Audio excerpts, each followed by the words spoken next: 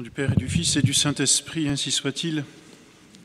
Mes bien chers frères, avant de remonter au ciel, notre Seigneur a fini d'instruire ses apôtres et de les instruire tout particulièrement sur l'Église, la fondation de l'Église et la pérennité de l'Église.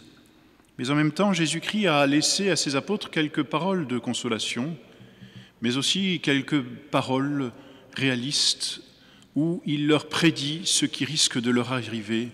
Il l'avait dit plus tôt, n'est-ce pas, le disciple n'est pas au-dessus du maître. S'ils m'ont traité ainsi, ils vous traiteront comme moi. Et dans l'Évangile, l'Église d'aujourd'hui nous rappelle ces quelques paroles présages, disons, de souffrance que notre Seigneur annonce à ses apôtres. La première phrase que nous entendons, c'est « Ils vous chasseront des synagogues ». Rien n'est plus horrible d'entendre ces paroles de la part des apôtres parce que la synagogue était vraiment le lieu de rassemblement, le lieu de la prière, le lieu où habitait Dieu. Dieu habitait dans la synagogue et particulièrement dans le temple de Jérusalem. Et notre Seigneur leur prédit « Ils vous chasseront des synagogues ». Et on se souvient de ce que Saint Pierre et Saint Jean, juste après la Pentecôte, lorsqu'ils ont guéri ce boiteux infirme, eh bien, ont été arrêtés et ont été maltraités aussi. Et on commence alors cette persécution. On sait aussi que Saint Jacques, que Saint Paul lui-même et que tous les apôtres feront l'objet de ces persécutions, c'est-à-dire de ces recherches et de ces poursuites, de sorte qu'ils seront petit à petit refusés dans les synagogues. Si cela vaut pour les apôtres, cela vaut pour tous les disciples de notre Seigneur Jésus-Christ. Et nous savons ce que nous vivons aujourd'hui, mes bien chers frères. Ce n'est plus des synagogues que l'on nous chasse, ce sont des églises. La mentalité judaïque est restée la même, c'est-à-dire qu'ils nous chassent des églises. Ils ne veulent plus que nous rendions à Dieu le culte qui lui est dû. Après les persécutions et les quelques premiers siècles, 3 siècles de persécutions, aujourd'hui nous vivons ces nouvelles persécutions où le culte rendu à Dieu n'est plus voulu. Les églises sont détruites de plus en plus, certaines sont saccagées, et aussi bien l'Église et les autorités dans l'Église que l'État ne fait rien pour garder non seulement ce témoignage, mais en même temps ces lieux saints, ces lieux consacrés. Ils vous chasseront des synagogues. C'est la première prophétie que donne notre Seigneur à ses apôtres, et soyons heureux, mes bien chers frères, de savoir que pour nous, cette prophétie s'accomplit, et finalement, en s'accomplissant, témoigne de ce que nous sommes les disciples du Christ. Et notre Seigneur ajoute « Quiconque vous fera mourir croira rendre hommage à Dieu ». Il y a quelque chose vraiment de terrible dans cette phrase. « Quiconque vous fera mourir croira rendre hommage à Dieu ». Il y a eu d'abord notre Seigneur Jésus-Christ qui a été arrêté avec ce faux semblant de procès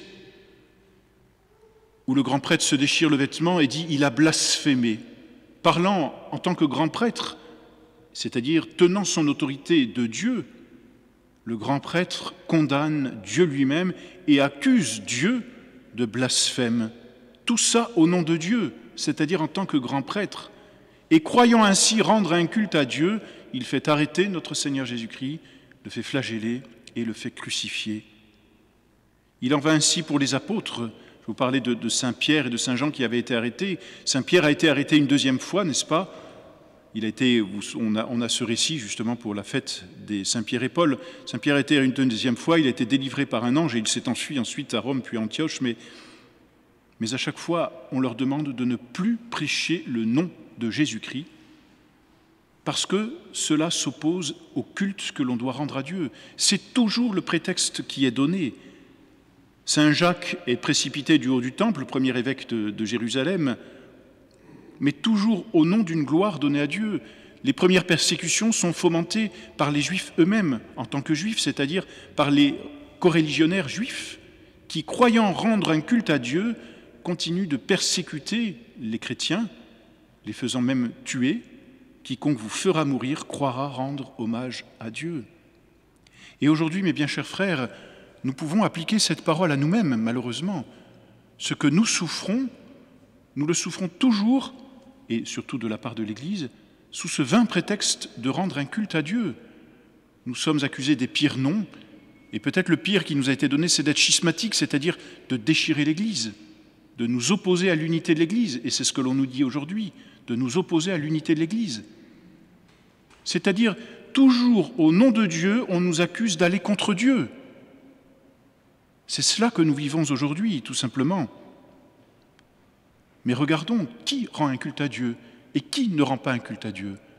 Ils ont, au nom de Dieu, voulu changer le culte, c'est-à-dire toute la liturgie, et vous savez ce qu'est devenue la messe, elle est devenue un culte rendu à l'homme. Nous, plus que quiconque, dit Paul VI, avons le culte de l'homme. Et pourtant, c'est nous qui sommes persécutés. Nous, catholiques, et toujours sous prétexte de rendre un culte à Dieu, on nous exclut des églises, on nous exclut, si c'était possible, des sacrements. On a proféré sur Monseigneur Lefebvre la suspense à divinis en 1976, puis l'excommunication en 1988, pour l'empêcher de donner les sacrements. C'est-à-dire qu'on l'exclut par là de toute vie divine, car l'excommunication met en dehors de l'Église, et en dehors de l'Église, il n'y a pas de salut. C'est donc toujours au nom d'un culte que l'on veut rendre à Dieu que les fidèles catholiques sont persécutés. Ce qui est terrible dans la phrase de notre Seigneur Jésus-Christ, c'est ce « croira rendre hommage à Dieu ». Il y a là quelque chose de même d'épouvantable, parce qu'en disant « croira rendre un culte à Dieu », notre Seigneur parle peut-être aussi de la bonne foi. Mais même la bonne foi ne rend pas hommage à Dieu. C'est ça que veut dire notre Seigneur Jésus-Christ. Outre la pensée des hommes, outre la pensée de Dieu, mes voix, dit Dieu, ne sont pas vos voix. Et la bonne foi ne suffit pas. Vous voyez, la bonne conscience dont on parle aujourd'hui, cette conscience moderniste qui fait que l'homme s'auto-justifie, cette bonne foi ou cette bonne conscience ne suffit pas à rendre réellement hommage à Dieu. C'est pour ça que notre Seigneur dit « Quiconque vous fera mourir croira rendre un culte à Dieu ». Peut-être sera-t-il de bonne foi, c'est ainsi qu'il le croira. Mais en réalité, que veut dire cette phrase? Il ne rend pas de culte à Dieu. Il le croit lui, mais Dieu sait que ce n'est pas un hommage qui lui est rendu. Souvent, mes bien chers frères, nous avons, cette tendance un peu libérale de nous dire « celui qui est bonne foi sera sauvé ». Attention, attention. Celui qui est de bonne foi, il faut bien distinguer et comprendre ce que cela veut dire être de bonne foi. Mais si l'on s'en tient à cette phrase de notre Seigneur Jésus-Christ, la bonne foi ne suffit pas à sauver. La bonne foi ne suffit pas à rendre hommage à Dieu. Ce qui rend hommage à Dieu, c'est la fidélité. Et où se fait la fidélité? Dans la vérité. Voilà pourquoi notre Seigneur ajoute ensuite « Je vous ai dit ces choses afin que vous ne vous scandalisiez point ». Ça veut dire afin qu'à votre tour, vous ne tombiez pas dans ces erreurs-là, ni même dans la bonne foi, tout simplement. Afin que vous ne vous scandalisiez point. Oui, notre Seigneur nous a dit ces choses afin que nous restions fidèles et que nous ne tombions pas dans l'infidélité. Fidèle, qu'est-ce que cela veut dire? Celui qui est fidèle, c'est celui qui a la foi, fides. Et la foi, qu'est-ce que c'est? C'est une adhésion aux vérités qui nous dépassent. Et quelles sont ces vérités? Ce sont celles qui sont révélées par Dieu, par notre Seigneur Jésus-Christ, et transmises par l'Église. Transmises par l'Église. L'Église ne peut rien ajouter au dépôt de la foi. Voilà pourquoi notre fidélité se trouve d'abord en notre Seigneur Jésus-Christ. Elle se trouve ensuite dans le magistère constant de l'Église. Et qu'est-ce que c'est que ce magistère constant? C'est la tradition qui transmet les vérités que notre Seigneur Jésus-Christ a révélées à ses apôtres en les explicitant, certes, mais le magistère ne peut pas changer ni inventer de nouvelles vérités. Le dépôt révélé nous est donné par Dieu lui-même. C'est Dieu qui révèle. Et notre Seigneur est Dieu, c'est notre Seigneur qui révèle. Le fondement de notre foi, c'est d'abord Jésus-Christ, et dans la continuité de Jésus-Christ, l'Église, le magistère constant, à travers les siècles, qui enseigne les mêmes vérités partout et à tous les fidèles. Et enfin, mes bien chers frères, où se trouve notre fidélité? Nous qui sommes sensibles, l'Église a cette bonté de déployer les fastes de la liturgie. Eh bien, notre fidélité se trouve aussi dans la liturgie pérenne, celle qui a traversé les siècles parce qu'elle a été éprouvée par les différents papes, par l'autorité de l'Église, et sanctionnée comme étant la plus adéquate à rendre à Dieu l'hommage qui lui est dû. Voilà pourquoi nous sommes attachés à la liturgie traditionnelle, parce qu'elle nous permet de rester fidèles.